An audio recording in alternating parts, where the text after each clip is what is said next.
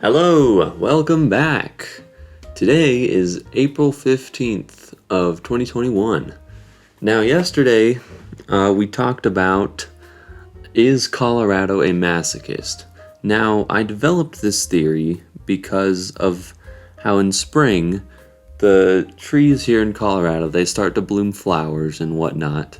But then recently what's been happening is after those trees bloom their flowers and whatnot, it starts to snow and it kills all the leaves and all the flowers, and it ruins spring for everyone. And so it got me thinking, is Colorado a masochist? Does Colorado just grow these trees so that it can destroy them?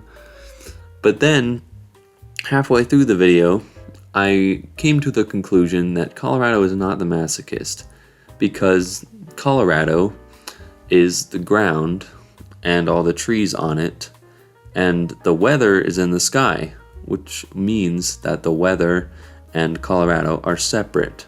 Colorado is the ground, weather is the sky. Weather can move in and out of the state. Trees, which are on the ground, cannot. You get the picture. Colorado is not the masochist for destroying its own trees, but rather the weather hates Colorado and wants to see all its trees dead. Now, this was a working theory, but then I decided to go deeper, and I started to wonder, what is the weather's motive for killing all the trees? And I came up with a couple of theories, a couple of scenarios. I didn't go that much in depth with it, and I didn't have much research on my hands. So after that video, I did a bit of research, I did a bit of thinking, and I've got a couple of revised scenarios that could offer an explanation as to the weather's motive for killing the trees. Do you get that? Does that make any sense?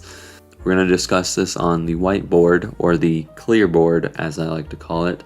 So let's move over there. Okay, this is scenario 1. So here you have the Earth, and this is the ocean, and up here we have the weather, symbolized by a nice little rain cloud. And here are the trees. Now in the springtime, the trees, they start to bloom. They get nice little flowers here and there. But then the rain clouds, or the storm clouds, or whatever you want to call it, they snow down on the trees, which then kills all the flowers, and we are left with dead trees. Now these trees, they can't make oxygen, so that means that the carbon dioxide from animals, humans, cars, what have you, it's all going up into the atmosphere, and it's not being turned into oxygen because the trees are dead. And that creates a hole in the ozone layer because it has been depleting from too much carbon dioxide. Now in this scenario, let's assume that the ozone layer has been completely depleted. There's no more ozone layer because all the trees are dead and they can't make oxygen.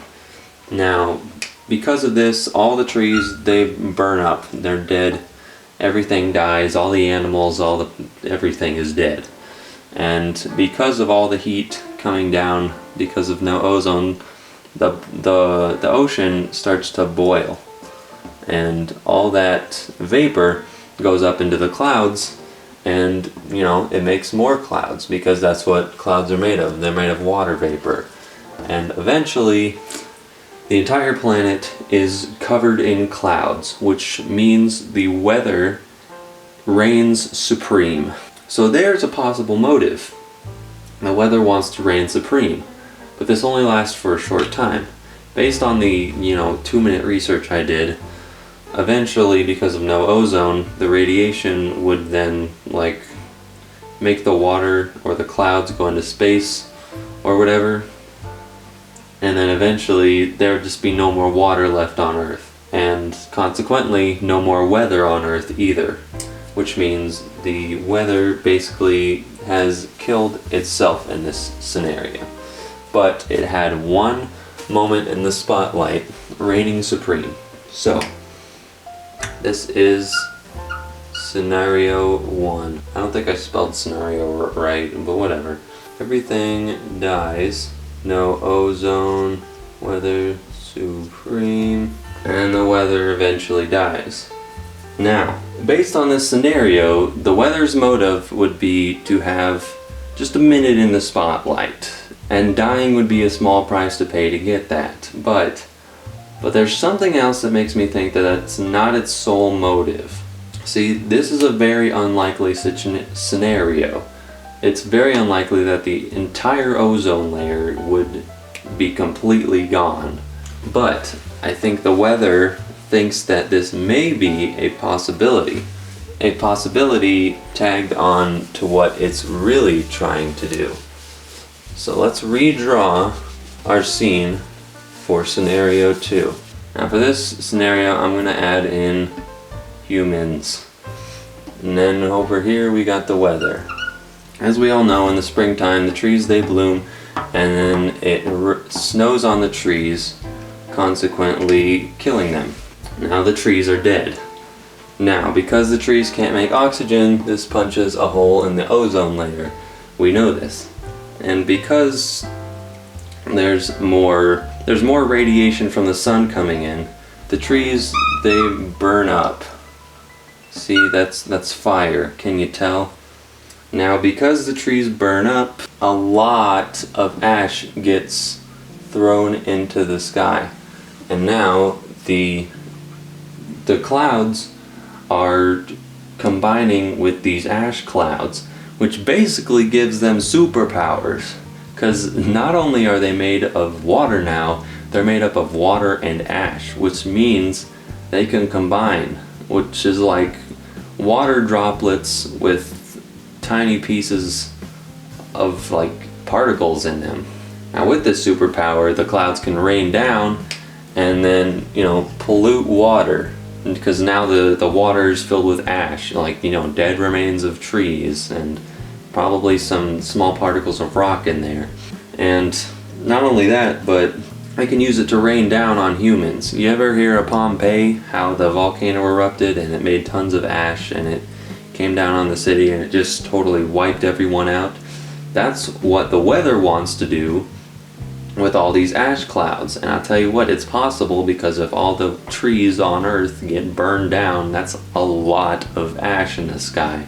And the weather could use it to take down humans. Dead. But you're probably asking, why would the weather want to kill humans?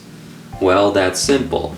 Humans are directly responsible for global warming. All our cars, our overpopulation, it's created mass amounts of CO2, and it's changed the weather drastically. You ever hear of climate change? That's what I'm talking about. Now, climate change forces the weather to do things that it doesn't usually do, and the weather's getting sick of it, and so it's going to kill off the humans so that it can go back to being its same old weathery self. I believe that the weather thinks that scenario 1 is a possibility of doing this. If it goes through to kill all these humans, then it may go too far and take down the entire ozone layer and lead to this. But it's a risk that it's willing to take. So, this is scenario 2. Burns trees. Ash. Kill humans. And once the humans are killed, then that means a lot less CO2 in the atmosphere, which means that trees can regrow. And this is possible. If you ever seen the Lorax, they chopped down all the trees, but they got one seed left, and they can make more trees. Now, since the trees regrow, the ozone layer rebuilds, and the weather is normal. I believe that scenario 2 is the weather's real motive. However, it knows that somewhere along in here, this could skew off and turn into scenario 1. Because once everything is killed and there's like barely any ozone layer, there's a chance something could slip and the ozone layer could be gone completely. But this is a risk the weather is willing to take to get rid of humans. So we found the motive. Let's lay it all out. So, we determined that Colorado, or the Earth, is not the masochist because it only grows the trees. It's only responsible for the things on the ground. Now the weather is killing the trees, and we could just assume that that is because the weather has beef with Colorado or the Earth or whatever. But we went a little deeper and we discovered the motive for why it's actually killing the trees. And it is to get rid of humans so that the environment can repair itself. We did it. Now this was definitely a fun concept to play around with. But obviously I know that the Earth and the weather are not sentient creatures. We all know that the weather is not actually killing off humans. We know that the Colorado's not a masochist. This is all just for fun. But that means, who is the masochist? You know, if it's not the weather, if it's not Colorado, something's doing all this. Well, I'll tell you who it is. It's you. You are the masochist. You see, humans are directly responsible for global warming. Because of overpopulation and, you know, all the cars we drive and all the animals we herd, it creates a ton of CO2 that gets shot up into the atmosphere and ruins the ozone layer.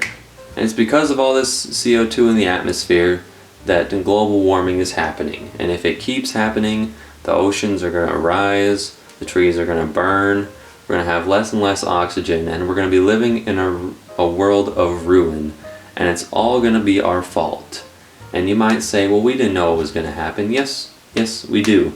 You just got to pay attention to science. And if you pay attention to science and you don't do anything to solve the problems that science tells you there are, then you are the masochist. Alright, there's our golf ball for today. Alright, no, there's our real golf ball for today. Let's go slap it on the pyramid. Alright, there's our golf ball. I will see you guys tomorrow.